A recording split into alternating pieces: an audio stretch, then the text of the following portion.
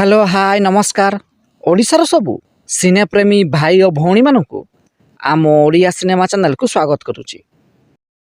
आज कथा हवा खूब शीघ्र रिलीज होगा जाउथिबा ओडिया अभिनेता ज्योतिरंजन नायकों एक नुआ सिनेमा विषय रे। निकटरे रिलीज होइथिबा ओडिया सिनेमा श्री जगन्नाथों नवकलेवर रे ओडिया अभिनेता ज्योतिरंजन नायकों अभिनय को लोक माने खूब प्रशंसा करथिले। एही सिनेमार सफलता पर अभिनेता ज्योतिरंजन नायकों आउ एक ओडिया सिनेमा रिलीज होगा जाउछि। सिनेमार ना रही मेहर मुंडा। एही सिनेमार निर्देशना दायित्व अछंती निकुंज हता। तेबे सबुठारु बड़ कथा है एही सिनेमाटी एक सत कहानी को नहीं आधारित होइथिबा बेले एही सिनेमा रे अभिनेता ज्योतिरंजन नायक एक साड़ी बेपारी भूमिका रे अभिनय करिसंती।